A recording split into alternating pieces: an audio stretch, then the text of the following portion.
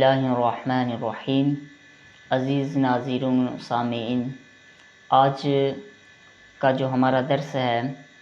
وہ تسمیہ کے حوالے سے ہے۔ اس کے فضائل و برکات، اس کے احکامات و مسائل اور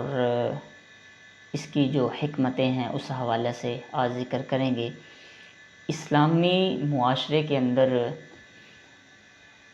بسم اللہ الرحمن الرحیم کو ایک خاص اہمیت حاصل ہے، اور ہمارے پیارے آقا صلی اللہ علیہ وسلم نے بھی ہمیں یہ درس دیا ہے کہ جب بھی کوئی اچھا کام کیا جائے اور جب کسی جائز کام کا آغاز کرو تو اس سے پہلے تسمیہ پڑھ لیا کرو، بسم اللہ الرحمن الرحیم پڑھ لیا کرو۔ اور جب انسان ہر اچھا کام اور جائز کام کرنے سے پہلے انسان بسم اللہ الرحمن الرحیم پڑھنے کا عادی ہو جائے تو پھر یقیناً ایک وہ وقت آتا ہے کہ اگر کوئی انسان کوئی ایسا کام جو ناجائز ہے تو اس سے بھی جو ہے نا وہ رک جائے گا، کہ اس لیے کہ اس کے اندر اللہ رب العالمین کی ناراضگی جو ہے نا وہ ہو سکتی ہے۔ تو بسم اللہ الرحمن الرحیم کے یہ جو الفاظ ہیں، یہ جو حروف ہیں، اگر ان کی طرف غور کیا جائے تو اس کا جو آغاز ہے وہ حرف با سے ہوتا ہے۔ تو ہونا تو یہ چاہیے تھا کہ حروف تہجی کے اعتبار سے ہم دیکھیں، پہلا نمبر الف کا آتا ہے، دوسرے نمبر پر با آتا ہے۔ تو یہاں پر حکمت یہ ہے با کے ذکر کرنے کی، جو مفسرین فرماتے ہیں کہ جب عالم ارواح کے اندر رب العالمین نے انسانوں سے عہد و میثاق لیا تو اس وقت فرمایا کہ کیا میں تمہارا رب نہیں ہوں؟ الستُ بربکم؟ تو سب نے کہا بلا، ہاں باری تعالیٰ تو ہمارا رب ہے۔ تو اس وقت سب سے پہلے انسانوں کے زبان سے جو لفظ نکلا وہ بلا تھا، یعنی کہ حرف با کا آغاز ہوا۔ تو یہی رب العالمین نے اپنے کلام کے آغاز کے اندر بھی جو ہے نا وہ حرف با کو رکھا ہے، تاکہ جب بھی یہ قرآن کریم کا آغاز کریں تو اس سے پہلے سب سے پہلے حرف با پڑھیں، تاکہ ان کو وہ رب العالمین سے کیا ہوا جو عہد و میثاق ہے عالم ارواح کے اندر وہ یاد آ جائے۔ دوسری حکمت مفسرین یہاں پر یہ فرماتے ہیں کہ چونکہ الف اور با کا اگر تقابل کیا جائے تو با کے اندر رفعت اور بلندی آتی ہے، لکھنے کے اعتبار سے بھی پڑھنے کے اعتبار سے بھی، لیکن جو حرف با ہے اس کے اندر عاجزی و انکساری ہے، لکھنے میں بھی پڑھنے میں بھی، اس لیے کہ جو پڑھنے والا ہوتا ہے، ایک جو قاری ہوتا ہے، وہ جب پڑھے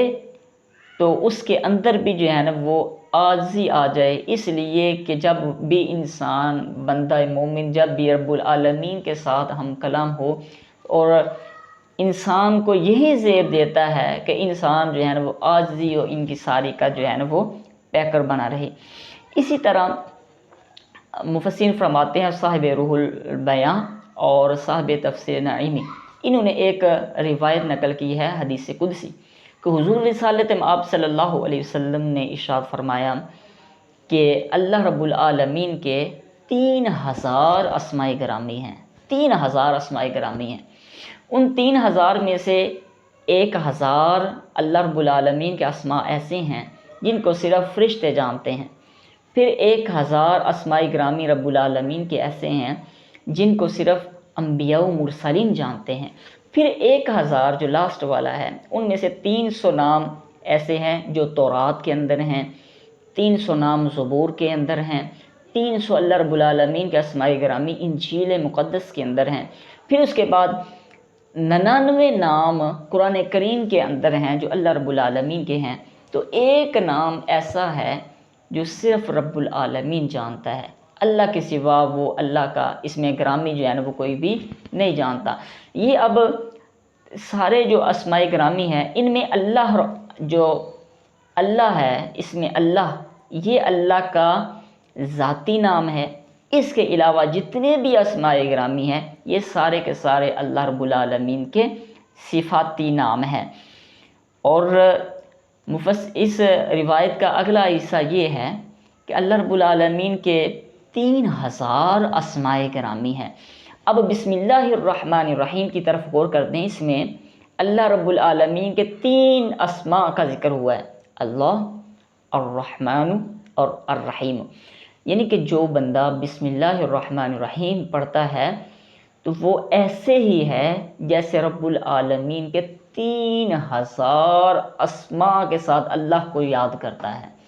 یعنی کہ یہ 3 اللہ کے نام 3000 ناموں کا جو ہے نا وہ محور و مرکز ہیں۔ یعنی کہ جو 3 نام لے لے وہ ایسے ہی ہے جیسے اس نے رب العالمین کو 3000 اسماء 3000 ناموں کے ساتھ جو ہے نا وہ باری تعالیٰ کو پکارا ہے اور اللہ کا ذکر کیا ہے۔ اس لیے جب بندہ بسم اللہ الرحمن الرحیم پڑھتا ہے، اگر ہم غور کریں تو اس کے اندر ایک اللہ کا ذاتی نام ہے اللہ، پھر الرحمن اور رحیم، یہ اللہ کے 2 صفاتی نام ہیں۔ اور یہ ان دونوں کی طرف اگر غور کریں تو دونوں کا الرحمن اور رحیم دونوں کا جو ماخذ ہے وہ رحمت ہے۔ اور یہ اسماء جو دونوں ہیں الرحمن اور الرحیم یہ دونوں مبالغہ کے صیغے ہیں۔ یعنی کہ اللہ رب العالمین کی ذات وہ ہے جو اپنے بندوں پر صرف رحمت نہیں فرماتی، بلکہ اللہ کی ذات وہ ہے جو ہر لمحہ ہر وقت اور کثرت کے ساتھ اپنے بندوں پر رحمتوں کا نزول فرماتی رہتی ہیں۔ اب چلتے ہیں اگلا حصہ مسائل کی طرف کہ ہر سورت سے پہلے بسم اللہ الرحمن الرحیم پڑھنا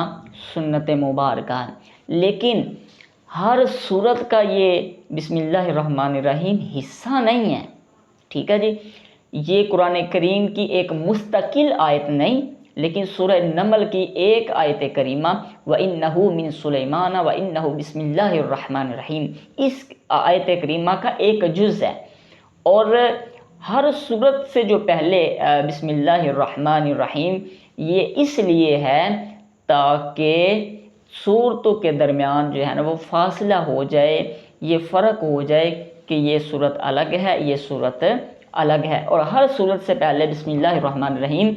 پڑھنا سنت مبارکہ ہے۔ صرف ایک سورہ توبہ جو ہے اگر قرآن کریم کی تلاوت کا آغاز سورہ توبہ سے کیا پھر تعوذ بھی پڑھی جائے گی اور تسمیہ بھی پڑھی جائے گی، لیکن اگر تلاوت کے دوران تلاوت اگر سورہ توبہ آ جائے تو پھر اس وقت تسمیہ نہیں جو ہے نا وہ پڑھی جائے گی، بغیر بسم اللہ کے ہی سورہ توبہ کا جو ہے نا وہ آغاز کر دیا جائے گا۔ اب اگر ہم توجہ کریں غور کریں کہ اس سورہ توبہ سے پہلے بسم اللہ الرحمن الرحیم کیوں نہیں ہے، وہ اس لیے مفسرین نے ایک حکمت بیان کی ہے کہ اللہ رب العالمین نے سورہ مبارکہ کے اندر سورہ توبہ کے اندر ابتدا سے اس کے آغاز سے آخر تک جہاد و قتال کا ذکر کیا ہے، اور کفار و مشرکین و منافقین پر اللہ رب العالمین کے غضب و قہر کا ذکر ہے۔ تو بسم اللہ الرحمن الرحیم یہ تو رحمت ہے، تو اللہ رب العالمین کی وہ رحمت سے محروم ہے، اس لیے اس سورہ مبارکہ سے پہلے تسمیہ پڑھنے کی جو ہے نا وہ حاجت نہیں ہے۔ اسی طرح جب کسی جانور کو یا کسی پرندے کو ذبح کیا جاتا ہے تو اس وقت بھی صرف بسم اللہ اللہ اکبر پڑھا جائے گا، مکمل الرحمن اور رحیم نہیں پڑھی جائے گی۔ وہ اس لیے کہ ظاہری اعتبار سے دیکھا جائے تو ان کو اوپر جو ہے نا وہ ایک تکلیف کو جو ہے نا وہ ان کو تکلیف میں مبتلا کیا جا رہا ہوتا ہے، تو اس لیے صرف بسم اللہ اللہ اکبر پڑھی جائے گی۔ اور اگلا مسئلہ یہ ہے کہ جس بھی جانور کو یا پرندے کو ذبح کیا جائے تو ایک تو وہ مسلمان ہو، دوسری بات یہ ہے کہ اس سے پہلے اگر بسم اللہ جان بوجھ کر چھوڑی تو وہ جانور یا پرندہ اس کا گوشت کھانا یہ ناجائز ہوگا، حرام ہوگا، جائز نہیں ہوگا۔ اگر بھول کر جو ہے نا وہ بسم اللہ چھوٹ گئی تو چونکہ وہ مسلمان کے دل کے اندر جو ہے نا وہ اللہ کا نام ہے، اس لیے اس کا کھانا جائز ہوگا۔ اسی طرح اگر کوئی کتا ایسا ہے جس کو شکار کے لیے باقاعدہ اس کو تعلیم دی گئی ہے، اس کو سکھایا گیا ہے، تو جب اس کو شکار کے اوپر چھوڑیں تو اس سے پہلے بسم اللہ اللہ اکبر پڑھ کر چھوڑا۔ اگر اس نے شکار کو مار بھی دیا پھر بھی اس کا کھانا جائز ہوگا، اس لیے کہ اس کتے کو سکھایا بھی ہوا تھا، تعلیم بھی دی تھی، اور دوسرا تسمیہ پڑھ کر جو ہے نا وہ چھوڑا۔ اگر تسمیہ کے بغیر کتے کو چھوڑ دیا، اب اس کتے نے جو ہے نا وہ شکار کو مار دیا، تو اب وہ چونکہ وہ شکار جو ہے نا وہ مردار کہلائے گا، اس کا کھانا جو ہے نا وہ جائز نہیں ہوگا۔ اب چلتے ہیں اس تسمیہ کے بسم اللہ الرحمن الرحیم کے فضائل و برکات کی طرف۔ حضرت جناب نوح علیہ السلام جب آپ کشتی کے اندر سوار ہوئے تو حضرت نوح علیہ السلام نے بسم اللہ مجریہا و مرساہا کہ اللہ کے نام کے ساتھ اس کا چلنا اور اس کا ٹھہرنا۔ حضرت نوح علیہ السلام نے جب اللہ کا نام لیا تو اللہ رب العالمین نے آپ کو، آپ کے رفقا کو اس طوفان سے، اس پانی سے، اس سیلاب سے جو ہے نا وہ محفوظ رکھا۔ مفسرین فرماتے ہیں، اولیاء صالحین فرماتے ہیں کہ کوئی بھی ایسا شخص جو کشتی میں سوار ہونے سے پہلے یہ تسمیہ پڑھ لے تو اللہ رب العالمین کے حکم سے وہ غرق ہونے سے بھی محفوظ رہے گا اور اپنے منزل مقصود پر بھی جو ہے نا وہ بآسانی اور خیر و عافیت کے ساتھ جو ہے نا وہ پہنچ جائے گا۔ غور کیجئے کہ حضرت نوح علیہ السلام نے آدھی تسمیہ پڑھی بسم اللہ، تو اس کی یہ برکت ہے کہ اللہ رب العالمین نے آپ کو، آپ کے رفقا کو جو ہے نا وہ محفوظ رکھا۔ تو یہ غور کیجئے کہ اگر کوئی بسم اللہ الرحمن الرحیم مکمل پڑھے تو اس کو کیسا جو ہے نا وہ اللہ رب العالمین کی طرف سے فیض نصیب ہوتا ہے۔ اس طرح حضرت جناب سلیمان علیہ السلام آپ نے جب ملکہ بلقیس یمن کی جو ملکہ تھی اس کی طرف جب خط بھیجا تو اس کا آغاز وَإِنَّهُ مِن سُلَيْمَانَ وَإِنَّهُ بِسْمِ اللَّهِ الرحمن الرحیم سے کیا۔ تو اس کی برکت یہ ہوئی کہ ملکہ بلقیس سے آپ کا نکاح بھی ہوا اور یمن کی جو سلطنت ہے وہ بھی جناب حضرت سلیمان علیہ السلام کے قبضے میں آ گئی بسم اللہ الرحمن الرحیم کی برکت سے۔ اور ایک مرتبہ ایسا ہوتا ہے کہ روم کا بادشاہ اس نے ایک خط لکھا حضرت فاروق اعظم رضی اللہ تعالیٰ عنہ کی طرف۔ اس میں لکھا کہ میں نے بڑے حکماء اور اطباء سے میں نے علاج کروایا